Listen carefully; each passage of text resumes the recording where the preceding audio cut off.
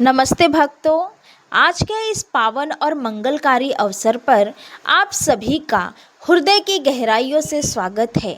आज हम उस दिव्य और अलौकिक चर्चा में प्रवेश करने जा रहे हैं जो न केवल हमारे मन को शांति प्रदान करती है बल्कि हमारे जन्म जन्मांतर के पापों का क्षय कर हमें साक्षात श्री हरि विष्णु के चरणों के प्रति प्रदान करती है।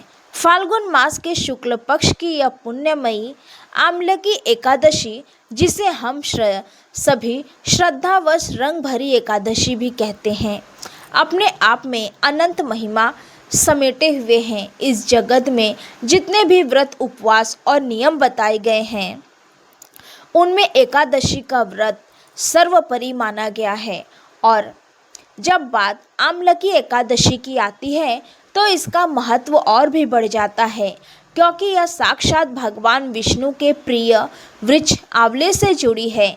शास्त्र कहते हैं, जिस प्रकार औषधियों में अमृत श्रेष्ठ है, उसी प्रकार समस्त व्रतों में यह एकादशी श्रेष्ठ है। आज की इस विस्तृत कथा के माध्यम से हम उस प्राचीन काल के वैभव, भक्ति और ईश्वर की असीम अनुकंपा का दर्शन करेंगे। कथा का प्रारंभ उस युग से होता है जब पृथ्वी पर धर्म अपने पूर्ण वैभव के साथ विद्यमान था। प्राचीन काल की बात है। एक अत्यंत सुंदर और समृद्ध नगर था जिसका नाम वैदिश था। यह नगर इतना भव्य था कि इसकी तुलना इंद्र की अमरावती से की जाती थी। इस नगर के चारों ओर विशाल उपवन, खिलते हुए पुष्पों की सुगंध और वेदों की ध्वनि गूंजती रहती थी। इस वैदिश नगर के अधिपति थे राजा चैत्ररथ। राजा चैत्ररथ न केवल एक प्रतापी योद्धा थे, बल्कि वे परम ज्ञानी, सत्यवादी और भगवान विष्णु के अनन्य भक्त भी थे। उनके शासनकाल में प्रजा को किसी भी प्रकार का कोई कष्ट नहीं था। वहाँ न तो दरिद्रता थी, न कोई अज्ञानी और न ही कोई अधर्मी। राजा स्वयं प्रजा के साथ मिलकर धर्म कर्म में लीन रहते थे। वहाँ के लोग इतने पवित्र आचरण वाले थे कि वे कभी झूठ नहीं बोलते थे और सदैव परोपकार में लगे रहते थे। चैत्ररथ राजा के राज्य में सभी जातियों और वर्गों के लोग भगवान की भक्ति में रमे रहते थे। इस नगर की सबसे बड़ी विशेषता यह थी कि यहाँ का प्रत्येक बच्चा, बूढ़ा और जवान एकादशी के व्रत का पालन बहुत ही कड़ाई और श्रद्धा के साथ करता था। जब भी फाल्गुन मास आता, पूरे नगर में एक उत्सव जैसा वातावरण बन जाता था। एक समय की बात है, फाल्गुन मास के शुक्ल पक्ष की द्वादशी युद्ध एकादशी आई। यह वही पावन तिथि थी जिसे हम आमलकी एकादशी के नाम से जानते हैं। राजा चैत्ररथ ने नगरवासियों के साथ मिलकर इस व्रत को करने का संकल्प लिया। सुबह का सूर्य अभी उदय भी नहीं हुआ था कि पूरा नगर शंख और घंटों की ध्वनि से गूंज उठा। राजा ने स्वर्ण के आभूषणों का त्याग कर साधारण वस्त्र धारण किए और अपनी समस्त प्रजा के साथ पवित्र नदी के तट पर स्नान करने के लिए प्रस्थान किया। नदी का जल इतना शीतल और निर्मल था जैसे वह स्वयं भक्तों के पाप धोने के लिए आतुर हो। स्नान के पश्चात राजा और प्रजा ने भगवान विष्णु का ध्यान किया। उस दिन का मुख्य केंद्र था भगवान का प्रिय आंवला वृक्ष। शास्त्रों में वर्णित है कि ब्रह्मा जी के आंसुओं से आंवले के वृक्ष की उत्पत्ति हुई थी, इसीलिए इसमें साक्षात विष्णु का वास माना जाता है। राजा ने एक अत्यंत सुंदर और फलदार आंवले के वृक्ष का चयन किया। उस वृक्ष को गंगा जल से सींचा गया, उसके चारों ओर सुगंधित लेप लगाया गया और उसे रंग बिरंगे वस्त्रों और फूलों की मालाओं से सजाया गया। वृक्ष के नीचे एक कलश स्थापित किया गया जिसमें समस्त तीर्थों का आवाहन किया गया। राजा चैत्ररथ हाथ जोड़कर उस दिव्य वृक्ष के सामने बैठ गए। उनके साथ नगर के बड़े बड़े विद्वान, ब्राह्मण और साधारण जन भी भक्ति भाव में डूबे हुए थे। दीपों की पंक्ति से पूरी मंदिर प्रांगण जगमगा रहा था। धूप की सुगंध हवा में तैर रही थी।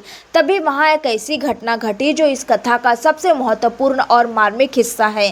एक शिकारी जो वन में पशुओं का वध करने अपना जीवन यापन करता था, शिकारी की खोज में भटकता हुआ मंदिर के पास आ पहुंचा। वह शिकारी अत्यंत क्रूर स्वभाव का था।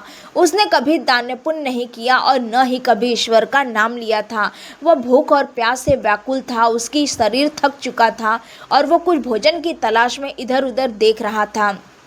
जब उसने देखा कि मंदिर में बहुत भीड़ है और वहाँ बहुत सारा फल और नैवेद्य चढ़ाया गया है तो उसके मन में लालच आया और शायद यहाँ उसे कुछ खाने को मिल जाए। वह चुपचाप एक कोने में एक खंभे की ओट में छिपकर बैठ गया ताकि कोई उसे देख न सके।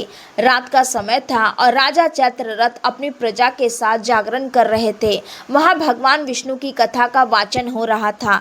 शिकारी ने सोचा कि यदि वह अभी बाहर निकला तो लोग उसे पापी समझकर भगा देंगे, इसीलिए उसने वहीं बैठकर पूरी रात जागने का निर्णय लिया। वह शिकारी जिसने कभी स्वच्छता से व्रत नहीं किया था, आज मजबूरी में और भूख के कारण निराहार था। मंदिर के भीतर पंडित जी बड़े ही मधुर स्वर में आमलकी एकादशी की महिमा सुना रहे थे। वे कह रहे थे कि जो भी व्यक्ति आज के दिन इस आंवले के वृक्ष की पूजा करता है और रात भर जाकर भगवान का कीर्तन सुनता है, उसके करोड़ों जन्मों के पाप जलकर भस्म हो जाते हैं। शिकारी के कानों में ये शब्द पड़ रहे थे, यद्यपि उसका मन मैला था, लेकिन भगवान के नाम की शक्ति ही ऐसी है कि वो पत्थर को भी पिघला देती है। जैसे जैसे कथा आगे बढ़ती गई, उस शिकारी के मन में एक अजीब सी शक्ति का अनुभव होने लगा। उसने देखा कि कैसे राजा और प्रजा मिलकर नाच रहे हैं, गा रहे हैं और हरिओम का जाप कर रहे हैं। उसने भूख की तड़प को भुलाकर उन भजनों को सुनना शुरू कर दिया। पूरी रात बीत गई, शिकारी न सोया न ही उसने कुछ खाया। अनजाने में ही सही, लेकिन उसने एकादशी के सबसे कठिन नियमों का पालन कर लिया था। उपवास और रात्रि जागरण। सुबह हुई, सूरज की पहली किरण के साथ राजा ने अपनी पूजा संपन्न की, ब्राह्मणों को दान दिया और फिर सभी अपने अपने घरों की ओर लौट गए। वह शिकारी भी धीरे से वहां से निकला और अपने निवास स्थान पर जाकर कुछ भोजन किया। समय अपनी गति से चलता रहा और कुछ वर्षों बाद उस शिकारी की मृत्यु हो गई। यद्यपि उसने जीवन भर पाप किए थे, लेकिन उस एक आमलकी एकादशी के पुण्य ने उसके प्राण को बदल कर रख दिया था। यमदूत उसे छू भी नहीं सके, क्योंकि उसके ऊपर भगवान विष्णु की कृपा की मोहर लग चुकी थी। पुण्य के प्रभाव से उस शिकारी ने अगले जन्म में एक महान राजा के घर में जन्म लिया। उसका नाम राजा वीरदूत पड़ा। वह इतना प्रतापी और तेजस्वी था कि उसका मुख सूर्य के समान चमकता था। उसके पास हजारों हाथी, घोड़े और एक विशाल सेना था। वह स्वयं बहुत बड़ा धर्मात्मा बना, क्योंकि पूर्व जन्म के उस सूक्ष्म संस्कार ने ईश्वर के प्रति समर्पित किया था, लेकिन उसे अपने पिछले जन्म का कोई भी बात याद नहीं था। एक दिन राजा वीरदूत शिकारी के लिए वन में गए। जंगल में करते करते अपने सैनिकों से बिछड़ गए, रास्ता भटक गए। बहुत देर भटकने के बाद वे थककर चूर हो गए और एक विशाल वृक्ष के नीचे विश्राम करने लगे। उन्हें गहरी नींद आई। उसी समय उस वन में रहने वाले कुछ दुष्ट और पहाड़ी डाकुओं ने राजा को अकेला देखकर घेर लिया। डाकू राजा वीरद्रुत के पुराने शत्रु थे, उससे बदला लेना चाहते थे। उन्होंने सोचा कि आज अच्छा मौका है, राजा निहत्था है और सो रहा है। डाकू यही वह राजा है जिसने हमारे साथियों को दंड दिया था। लेकिन तभी एक चमत्कार हुआ। जैसे कोई शास्त्र राजा के शरीर को पास पहुंचा, वह अचानक एक कोमल फूल की पगडंडी बनकर जमीन पर गिर पड़ा। डाकू हैरान रह गए। उन्होंने बार बार प्रहार किया, लेकिन राजा को एक खरोच तक नहीं आई।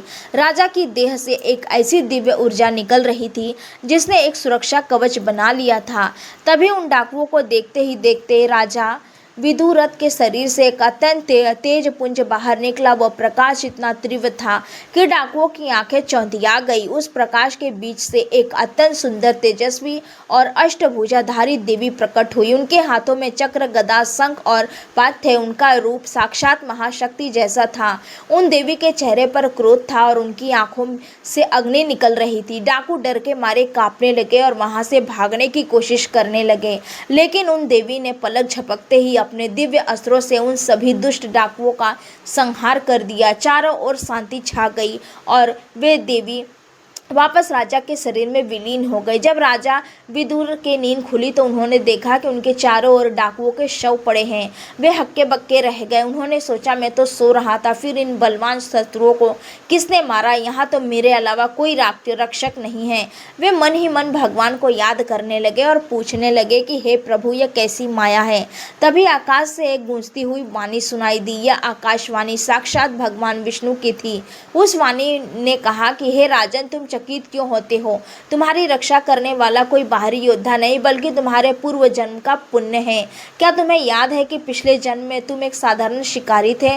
तुमने अनजाने में ही सही लेकिन फाल्गुन मास की आमलकी एकादशी का व्रत किया था और उस पवित्र आंवले के वृक्ष के नीचे रात भर जागकर मेरी कथा सुनी थी। यह व्रत इतना शक्तिशाली है कि आज उसने तुम्हें मृत्यु के मुख से बचा लिया। वह देवी जो प्रकट हुई वे तुम्हारी अपनी ही श्रद्धा और व्रत की शक्ति का स्वरूप थी। यह सुनकर राजा विदुरथ के नेत्रों से अश्रु बहने लगे। वे भूमि पर गिर पड़े और दंडवत प्रणाम करने लगे। उन्हें बोध हुआ कि भगवान कितने दयालु है। जो व्रत उन्होंने बिना किसी ज्ञान के केवल भूख और मजबूरी में किया था उसका फल इतना महान था कि वो उन्हें राजमुख और जीवन दान ले गया। राजा विदुरथ वापस अपने राज्य लौटे और उन्होंने घोषणा करवा दी कि उनके राज्य में हर व्यक्ति इस व्रत को श्रद्धापूर्वक करेंगे। उन्होंने अपना शेष जीवन भगवान विष्णु की भक्ति और सेवा में व्यतीत कर दिया।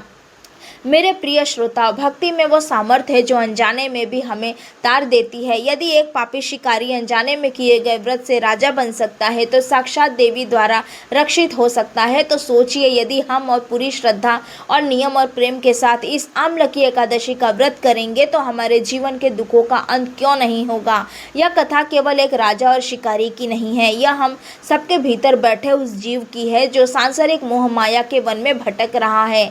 अब इस कथा के आध्यात्मिक पक्ष की ओर बढ़ते हैं, जहां साक्षात नारायण ने इस व्रत की सूक्ष्म विधियों, इसके पीछे छिपे दार्शनिक रहस्य और इनके अनंत फलों का वर्णन किया है। जब राजा विदुरथ के मन में जिज्ञासा उत्पन्न हुई कि आखिर आंवले के वृक्ष की उत्पत्ति कैसे हुई, तब ऋषियों ने बताया कि सृष्टि के आरंभ में जब भगवान विष्णु के नाभि कमल में ब्रह्मा जी उत्पन्न हुए तो ब्रह्मा जी ने अपनी उत्पत्ति जानने के लिए कठिन तपस्या की। उनकी तपस्या से प्रसन्न होकर जब विष्णु जी प्रकट हुए तो ब्रह्मा जी के आनंद के अश्रु पृथ्वी पर गिरे और वहां से आंवले का वृक्ष उत्पन्न हुआ। भगवान विष्णु ने स्वयं कहा कि यह वृक्ष मुझे प्राणों से भी प्रिय होगा और इसकी जो पूजा करेगा उसे मेरी साक्षात सेवा का फल मिलेगा। अब मैं आपको इस व्रत की सटीक पूजा विधि बताती हूँ। इस व्रत की शुरुआत दशमी की रात्रि से ही हो जाती है। एकादशी के दिन ब्रह्मा मुहूर्त में जाकर सबसे पहले इष्ट देव का स्मरण करें, शुद्ध जल से स्नान करें, स्नान के बाद पीले वस्त्र धारण करें और भगवान के सामने व्रत का संकल्प लें। पूजा के लिए आंवले के वृक्ष के पास जाए, उसे गंगा जल से सींचे, रोली चंदन अक्षत से उसकी पूजा करें, वृक्ष की जड़ में दूध और जल का अर्घ दे, उसके चारों ओर परिक्रमा करें, भगवान विष्णु को आंवले का नैवेद्य अर्पित करें और पूरे दिन ओम नमः भगवते वासुदेवाय मंत्र का जाप करें। इस दिन दान का विशेष महत्व है। सामर्थ्य के अनुसार गरीबों को अन्न और वस्त्र दान करे। रात्रि में जागरण कर और भगवान के भजनों का गायन करे। अपने दिन दासी कर सुबह पुनः पूजा करके ब्राह्मणों को भोजन कराए और फिर स्वयं पारण करे। इस व्रत को करने से व्यक्ति को राजयुग यज्ञ के समान फल मिलता है। यह व्रत न केवल भौतिक सुख देता है बल्कि अंत में मोक्ष की प्राप्ति कराता है। आंवले के वृक्ष में ब्रह्मा विष्णु महेश के साथ संपन्न ऋषियों का वास होता है, इसीलिए इसकी सेवा अनंत फलदायी है। जैसे आंवला शरीर के रोगों को मिटाता है वैसे ही यह एकादशी आत्मा के विकारों को मिटाता है। श्रद्धा के साथ इस पावन तिथि का लाभ उठाए और भगवान को शरण में जाए। भगवान विष्णु और माता लक्ष्मी आपके घर में सदा सुख शांति बनाए रखे और आपके जीवन को मंगलमय करे। प्रेम से बोलिए लक्ष्मी नारायण भगवान की जय। आमलकी एकादशी माता की जय। भक्तों, आशा है कि आमलकी एकादशी की यह पावन और अमृतमयी कथा आपके हृदय को स्पर्श कर गई होगी और आपको प्रभु की भक्ति के उस मार्ग पर ले गई होगी जहाँ केवल असीम शांति और आनंद है। भगवान विष्णु की यह लीला हमें सिखाती है कि चाहे हम कितने भी व्यस्त क्यों न हो, यदि हम सच्चे मन से एक पल के लिए भी ईश्वर का नाम लेते हैं तो वे हमारी रक्षा के लिए सदैव तत्पर रहते हैं। यदि आपको आज की कथा और ये जानकारी पसंद आई हो तो इस वीडियो को लाइक ज़रूर करें और इसे अपने मित्र और परिवारजनों और अन्य समूहों के साथ शेयर करें ताकि अन्य लोग भी इस पुण्यमयी एकादशी का लाभ उठा सकें और अनजाने में ही सही भगवान के चरणों से जुड़े सकें। यदि आप हमारे इस आध्यात्मिक परिवार का हिस्सा बनना चाहते हैं तो भगवान में ऐसी ही प्रेरक पौराणिक कथाएं, व्रत, त्योहारों की विधि और आध्यात्मिक चर्चाएँ सुनना चाहते हैं तो अभी हमारे चैनल को सब्सक्राइब करें और बेल आइकन का बटन दबाना न भूलें ताकि हर नई कथा की सूचना आप तक सबसे पहले पहुँचे। पहुँचे।